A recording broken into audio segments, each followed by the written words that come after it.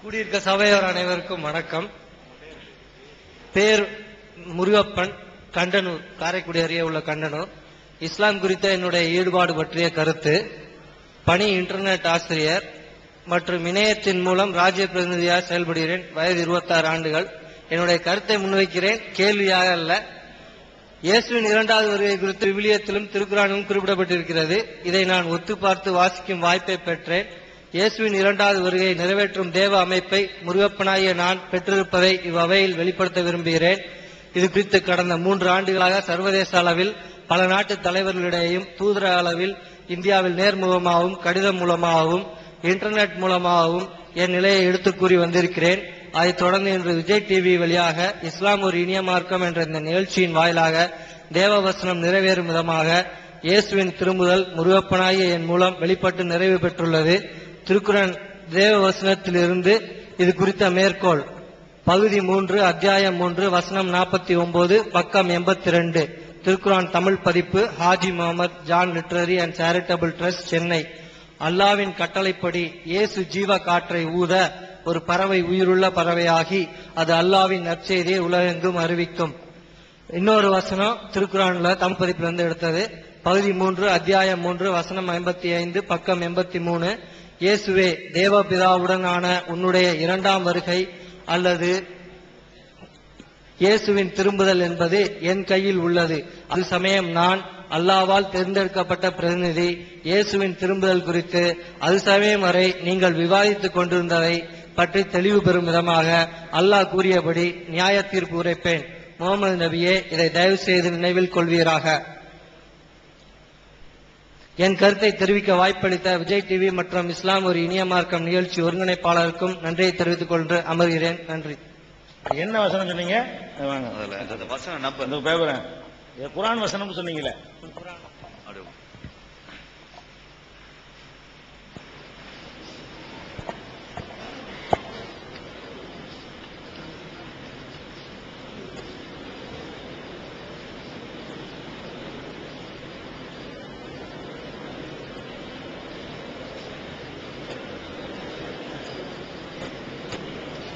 அதாவது ஒரு குர்ஆனுடைய வசனத்தை சுட்டி காட்டியிருக்கிறாரு.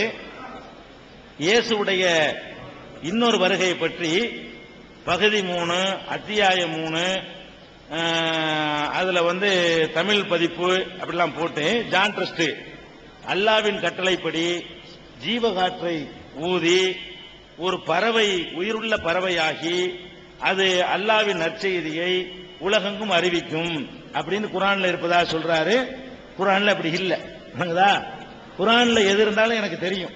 நான் குர்ஆன்ல வச்சிருக்கிறேன். நீங்க சொல்ற வசனத்தை இருக்கான்னு பாருங்க. சொன்னதுல அத்தியாயம் 3ல வசனம் 49ல உயிருள்ள ஒரு பறவையாகி அல்லாஹ் நீங்க சொன்ன அதே குர்ஆன் தான், அதே ஜான் ட்ரஸ்ட் தான். ஜான் ட்ரஸ்ட் எடுத்துவாங்க. ஜான் ட்ரஸ்ட்ல இது ஜான் ட்ரஸ்ட் எடுத்துருவாங்க. அவர் சொன்ன ஜான் ட்ரஸ்ட் எடுத்துருவாங்க. இது இல்ல. அதே மாதிரி இன்னொரு வசனம் சொல்லியிருந்தீங்க. எனவே தேவபிதாவுடன் ஆன உன்னுடைய 2ஆம் வருகை அல்லது இயேசுவின் திரும்புதல் என்பது என் கையில் உள்ளது. அது சமயம் நான் அல்லாஹ்வால் தேர்ந்தெடுக்கப்பட்ட பிரதிநிதி. இயேசுவின் திரும்புதல் குறித்து அது சமயம் வரை நீங்கள் விவாதித்துக் கொண்டிருந்ததை பற்றி தெளிவு வரும் விதமாக அல்லாஹ் கூறியபடி நியாய தீர்ப்பு உரைப்பேன் அப்படின்னு சொல்வதாக சொல்றீங்க. இப்படி ஒரு வசனமும் குர்ஆனில் இல்லை. குர்ஆனில் இருப்பதாக யாரோ எழுதுனதை வச்சு நீங்க சொல்லியிருக்கீங்க. குர்ஆனை நீங்க பார்த்து சொல்லல. நீங்க குர்ஆனில் இருப்பதாக யாரோ எழுதியிருக்கிறாங்க, அதை படிச்சு நீங்க சொல்றீங்களே தவிர நீங்க சொன்ன அந்த பிரஸ் உங்கள்ட்ட அந்த ஜான் ட்ரஸ்ட் குர்ஆன் இப்ப கையில வரும் அப்படி ஒரு வசனம் இல்ல. அதனால அது யாரோ தவறாக குர்ஆன்ல இருப்பதாக சிலர் சொல்லுவாங்க. குர்ஆன் தமிழ்ல வந்திருக்கு, நீங்க வெரிஃபை பண்ணி பார்த்துக்கலாம், பார்த்துட்டு சொல்லலாம்.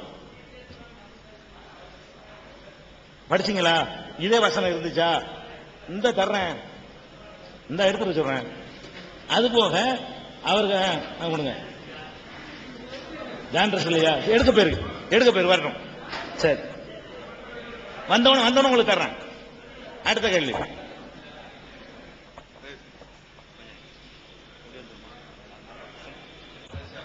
கொண்டாங்க.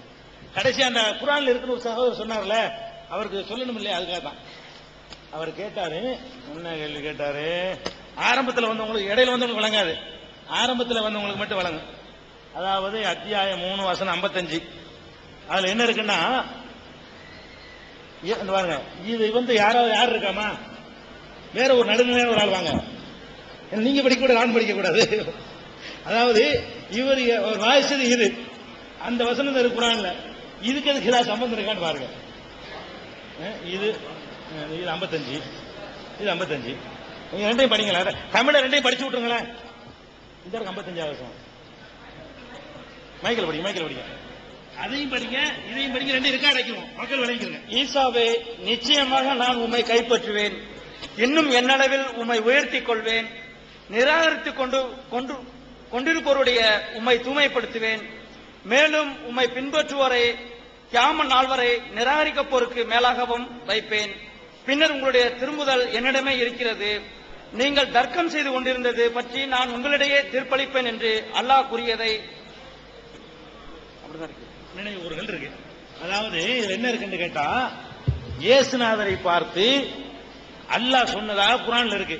என்ன சொல்றாருன்னு கேட்டா, உன்னை மரணிக்க செய்வேன், என்னளவில் உயர்த்திக் கொள்வேன், உன்னை தூய்மைப்படுத்துவேன், நிராகரிப்பவர்களை விட உன்னை பின்பற்றிய மக்களை மேலோங்க செய்வேன், பிறகு நீங்கள் என்னிடத்தில் வருவீர்கள். அவர் என்ன எழுதி கேட்கிறாருன்னு கேட்டா, அவர் சொன்ன வாய்ஸ் ரெக்கார்ட் பண்ணிக்கிறங்க. அதாவது இயேசுவே,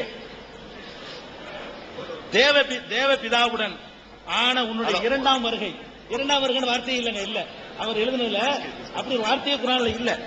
தேவ பிதாவுடன் ஆன உன்னுடைய இரண்டாம் வருகை அல்லது இயேசுவின் திரும்புதல் என்பது என் கையில் உள்ளது.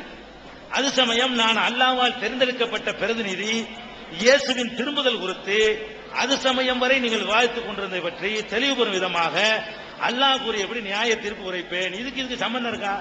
ரெண்டு நீங்க என்ன நம்பர் சொல்ல அதே நம்பர் தான். என்ன ஜான் ட்ரஸ்ட் அந்த ட்ரஸ்ட் தான் இது. ஒரு எடிஷன்ல இருந்து எழுதும் போது கரெக்டா எழுதணும்ல, அது சம்பந்தமே இல்ல. அடுத்த ஒரு வசனம் வாசிங்க, வாசிச்சு முடிச்சிருங்க.